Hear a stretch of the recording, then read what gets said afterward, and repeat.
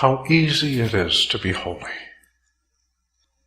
If the business of becoming holy seems to present insufferable difficulties, it is merely because we have a wrong idea about it. In reality, holiness consists of one thing only: complete loyalty to God's will. Now, everyone can practice this loyalty, whether actively or passively. To be actively loyal means obeying the laws of God and the Church and fulfilling all the duties imposed on us by our way of life. Passive loyalty means that we lovingly accept all that God sends us at each moment of the day. Now, is there anything here too difficult for us?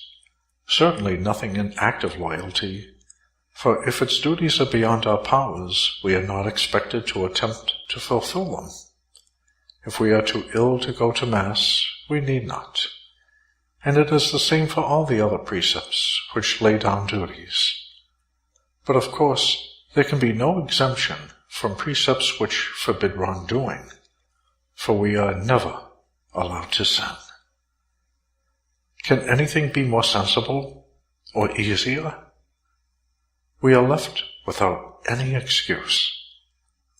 Yet God asks nothing more than this. But He does require it from everyone, without exception. Class, time, and place mean nothing.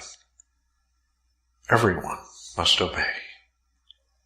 Yet all He is asking from us is very straightforward and quite easy. We can become truly holy by obeying these simple rules. However, apart from the commandments, He gives us counsels of perfection, yet even here He takes care that the practice of them fits in with our temperament and our position in life. He never drives anyone beyond his strength or ability. What could be fairer? God has compelled me to write this to help you seek to be holy, and are discouraged by what you have read in the lives of saints and some books dealing with spiritual matters. So do, please, try to learn from me. God, who is all goodness, has made easily available for all the things necessary for life, such as earth, air, and water. And what could be more vital than breathing, eating, and sleeping? And what is easier? When we turn to spiritual matters, love and loyalty are just as vital, so they cannot be as difficult to acquire as we imagine. Consider your life, and you will see that it consists of countless trifling actions. Yet God is quite satisfied with them, for doing them as they should be done is the part we have to play in our striving for perfection. There can be no doubt about this. Holy Scripture makes it very plain. Fear God and keep His commandments, since this is the whole duty of man. This is all we have to do. This is active loyalty. If we do our part, God will do the rest. Grace will pour into us and will perform marvels far beyond our understanding. For no eye has seen, and no ear has heard things beyond the mind of man, all that God has prepared for those who love Him. To be passively loyal is even easier, since it implies only that we accept what very often we cannot avoid, and endure with love and resignation things that could cause us weariness and disgust. Once again, this is what being holy means.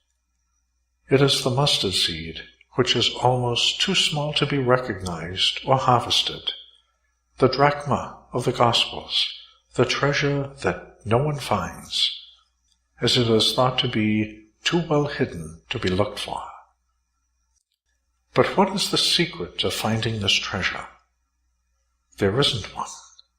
This treasure is everywhere.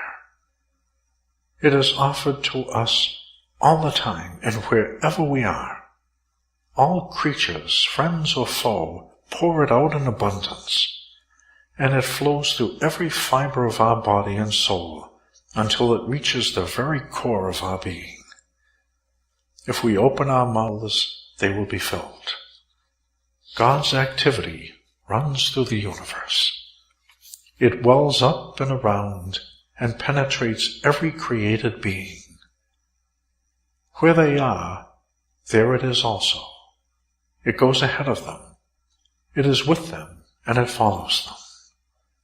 All they have to do is let its waves sweep them onwards.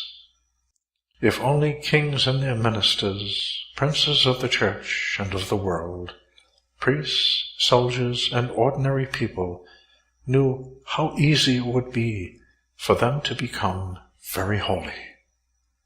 All they need to do is fulfill faithfully the simple duties of Christianity and those called for by their state of life, accept cheerfully all the troubles they meet, and submit to God's will in all that they have to do or suffer, without in any way seeking out trouble for themselves. It is this attitude which gave such holiness to those patriarchs and prophets who lived long before there were so many methods of spirituality and so many directors of souls. This is the true spirituality, which is valid for all times and for everybody. We cannot become truly good in a better, more marvelous, and yet easier way than by the simple use of the means offered us by God, the unique director of our souls. It is ready acceptance of all that comes to us at each moment of our lives.